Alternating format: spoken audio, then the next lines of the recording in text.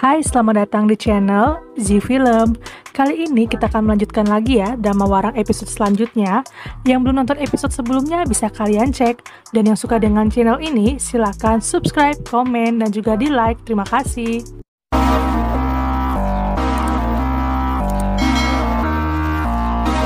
Kalau Muyong bukanlah kakak sebenarnya. Aro menanyakan siapa diri Muyong sebenarnya.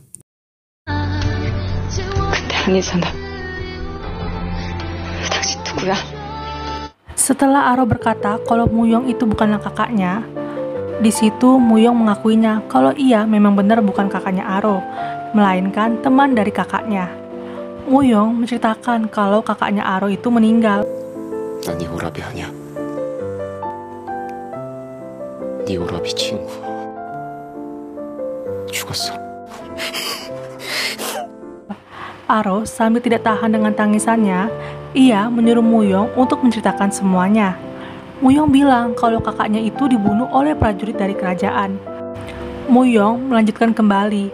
Ia tidak peduli Aro menganggap dia kakaknya atau bukan. Tapi ini kemauan kakaknya Aro yang sudah meninggal. Ia mau kalau Muyong tetap menjaga Aro. Setelah mendengar perkataan Muyong, Aro langsung pergi meninggalkan Muyong. Aro yang berjalan sambil menangis, Maekjong melihat Aro. Ia ingin jahil terhadap Aro. Maekjong pun mengagetkan Aro. Maekjong langsung terpaku melihat keadaan Aro yang menangis. Maekjong lantas menanyakan ke Aro apa terjadi sesuatu kepadanya. 왜 그래? 무슨 일 있어? Di situ Aro langsung pergi. Maekjong diam-diam mengikuti Aro dari belakang. Ia terus mengamati Aro yang tidak ada henti-hentinya Aro menangis.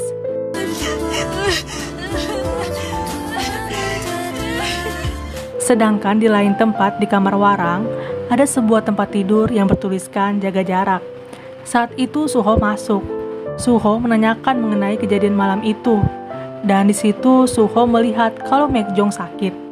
Dan hanya suara erangan saja. Ternyata itu merupakan pengawal Maekjong yang disuruh Maekjong untuk menggantikan dirinya. Balik lagi ke Maekjong dan Aro. Maekjong memberikan perak ke Aro. Ia bilang kalau Aro sangat menyukai perak. Di sana, Maekjong berusaha untuk menghibur Aro. Aro tetap berjalan. Maekjong berkata apakah Aro ingin dipeluk atau ia ingin Maekjong membunuh orang yang membuat Aro menangis. Seketika, Aro langsung berhenti mendengar ucapan dari Maekjong. Maekjong dengan tegasnya ia berkata, jika ada yang menghina Aro, Maekjong merasa marah karena melihat Aro menangis dan ia bersumpah akan membunuh orang tersebut. 있다면 뼈 마디마디를 끊고 그놈을 죽일 거야. Aro akhirnya menjawab kalau ia menangis karena diri dia sendiri. Ia muak dengan dirinya. Ia pun berjalan kembali. Sampai malam Maekjong tetap mengikuti Aro dari belakang hingga ke rumahnya. Saat itu Maekjong berkata, aku akan menjadi milikmu. 내 걸로 만들 거야. Setelah seharian mengikuti Aro, Maekjong balik lagi ke asrama Warang. Ia tidak sengaja bertemu dengan Muyong. Muyong mengetahui kalau Maekjong pergi keluar untuk mengikuti Aro. Muyong menanyakan bagaimana dengan keadaan Aro. Maekjong menjawab kenapa Muyong menyakiti Aro sampai membuatnya seperti itu. Muyong yang sudah emosi karena Maekjong tidak menjawab pertanyaannya. Keesokan harinya masyarakat berkumpul membicarakan seorang putri yang telah tiba di kota. Putri tersebut bernama Putri Sokmyung. Ia pun disambut hangat oleh Ratu Jisoo. Ia merupakan putri dari Ratu Jisoo dan pastinya adanya Maekjong. Ratu Jisoo memanggil Wakong ke kerajaan. Saat itu Ratu memerintahkan Wakong untuk Putri Sokmyung tinggal di rumah Warang dan akan membantu Wakong. Keesokan harinya Aro sedang menjemur cuciannya. Saat itu Maekjong datang. Aro bilang ke Maekjong untuk pergi dan jangan mengganggu dirinya. Maekjong menjawab kalau ia bukanlah tipe orang seperti itu. Malah dia tipe orang yang membuatnya nyaman. Maekjong yang dicuekin oleh Aro, ia pun menarik badan Aro. Maekjong berkata, kenapa Aro tidak sedikit goyah ketika berdekatan dengan dirinya. 이렇게 가까이 있는데 아무렇지도 않냐고. Tapi Aro malah menjawab mengenai keadaan Muyong. Ia khawatir dengan Muyong. Maekjong merasa kecewa dengan pernyataannya Aro. Aro lantas meninggalkan Maekjong. Ia pun berjongkok di tengah teriknya matahari. Maekjong langsung melindungi wajah Aro dengan telapak tangannya. Maekjong berkata, "Jangan bersedih kembali. Kita harus lebih dekat saat bersama." Dan saat itu Muyong melihat Aro dan Maekjong yang sedang bersama. Mata Aro tertuju pada diri Muyong. Maekjong melihat arah mata Aro yang sedang menatap Muyong. Muyong di situ langsung berbalik dan pergi. Selanjutnya asrama Warang kedatangan Putri Sokmyung. Putri Sokmyung melihat seisi rumah Warang, dan itu menjadi bahan pembicaraan Suho, Yewol, dan Hansung. Yewol berkata, sudah jelas Putri Sokmyung datang kembali karena akan menikah. Suho pun bilang kalau Putri Sokmyung itu bukanlah tipenya, tidak seperti Ratu Jisoo. Suho melihat kalau Putri Sokmyung sangatlah dingin sifatnya. Hansung pun bingung, ia menilai kalau Sokmyung sifatnya sama seperti Ratu Jisoo ibunya yang dingin dan tidak ada senyuman. Maekjong dan pengawalnya melihat Putri Sokmyung. Maekjong berpikir kalau Ratu Jisoo ibunya pasti ada tujuannya di balik Putri Sokmyung yang kembali ke kerajaan. Di scene berikutnya, Muyong sedang sendiri di pinggiran sungai. Saat itu, ia melihat Putri Sokmyung dari kejauhan. Putri Sokmyung sedang menikmati udara sambil tertidur, dan ia membuka matanya. Ia melihat kalau Muyong sedang menuju ke arahnya. Muyong pun dengan cepatnya membuang ular yang berada di sekitar Putri Sokmyung. Putri Sokmyung langsung menyodorkan pedangnya ke arah Muyong. Ia bilang, kenapa tidak dibunuh ular itu sangat berbisa. Muyong menjawab kalau bukan salah ular itu berbisa.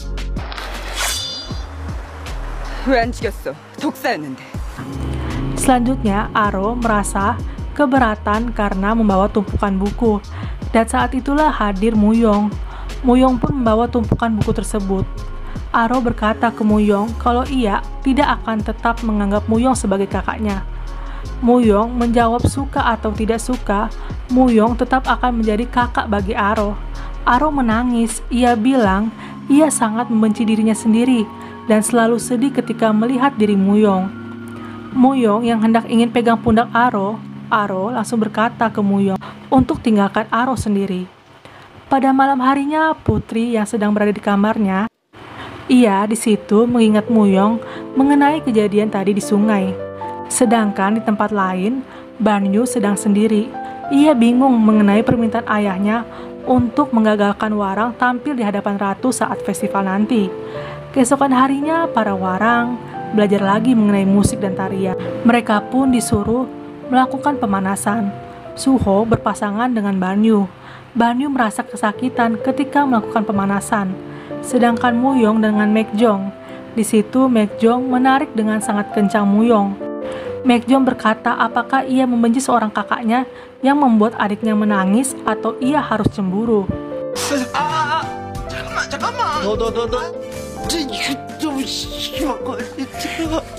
Setelah itu mereka makan bersama.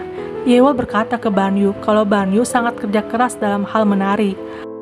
Banyu langsung dengan judesnya bilang untuk diam dan makan. Sedangkan Suho, ia langsung kasih nasinya ke Maekjong karena ia melihat waktu itu kalau Maekjong sakit. Maekjong pun langsung mengingatnya dan ia langsung berakting kurang enak badan. Suho pun berbicara ke mereka semua kalau ia harus tampil baik di depan ratu. Setelah itu mereka diberikan semangat oleh Wakong mengenai festival yang diadakan beberapa hari lagi. Wakong bilang kalau mereka harus tampil dengan baik. Suho menyadari kalau Banyu tidak ada di dalam ruangan itu. Banyu yang masih memikirkan tentang permintaan ayahnya, di saat itu Aro datang dan memberikan surat dari adiknya Suho. Banyu pun lekas membaca suratnya. Di situ adiknya Suho berpesan untuk memberikan semangat kepada Banyu. Banyu tersenyum ketika mendapatkan surat lagi dari adik perempuannya Suho. Malamnya para Warang berlatih untuk pertunjukan besok. Saat itu Putri Sokmyung datang. Wakong memperkenalkan Putri Sokmyung di hadapan Warang. Salah satu Warang bilang apa yang bisa ditunjukkan oleh seorang putri. Putri Sokmyung menunjukkan bakat pedangnya di hadapan para Warang.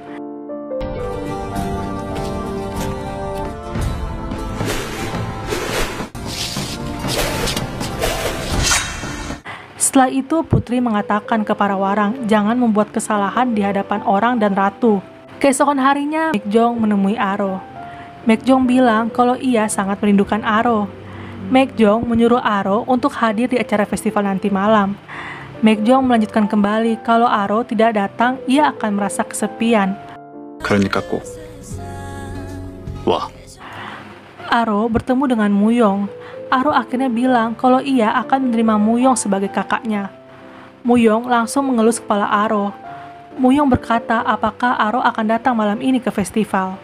Aro langsung meninggalkan Muyong sambil berkata kenapa Muyong menyentuhnya padahal bukan kakaknya. Malam hari pun datang. Para warang sedang mempersiapkan mereka yang akan tampil. Muyong melihat dari Banyu yang terasa aneh. Banyu di situ merasa diam dan gelisah. Aro datang dengan melihat dari jauh. Ia malah bertemu dengan Yewol. Yewol pun bilang kalau Aro harus membantu para warang. Yewol pun menariknya. Yewol bilang ke para warang kalau Aro akan membantunya. Muyong dan Maekjong saling menatap diri Aro. Aro yang sedang membantu Hansung, tiba-tiba Maekjong pergi dan disusul dengan Muyong. Sedangkan Banyu memasuki ruangan yang berisikan alat musik yang akan digunakan warang nanti. Ia pun mengeluarkan pisau dan saat itu Muyong menemukan Banyu. Banyu pun langsung membunyikan pisau tersebut.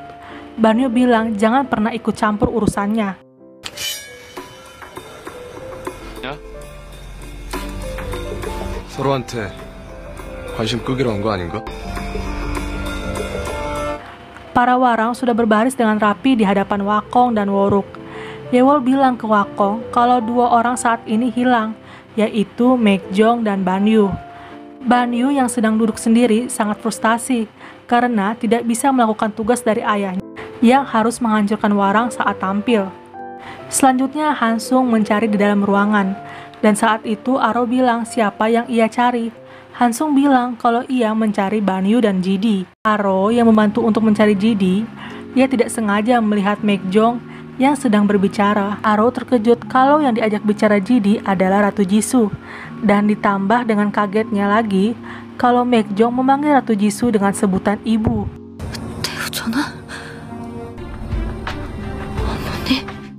Ratu Jisoo bilang bagaimana seorang raja menari di hadapan rakyat. Maekjong pun menjawab kalau sampai sekarang Ratu Jisoo tidak memberikan tatah raja kepadanya. Aro langsung dengan kata terbata-bata kalau Jidi adalah Raja Jinheung. 어차피 왕이 되지도 못할 때. Saat itulah Aro langsung dibekap mulutnya sampai pingsan oleh pengawal Ratu Jisoo. Di lain tempat, pemuda warang sangat terkejut melihat alat musik yang sudah hancur. Pengawal Ratu Jisoo membawa Aro di hadapan Ratu Jisoo. Ratu Jisoo bilang apa yang Aro lihat dan pengawal itu menjawab. Mungkin ia mendengar perkataan Ratu Jisoo dengan Maekjong. Ratu Jisoo langsung mengambil pedang dan menyodorkan ke diri Aro yang sedang pingsan.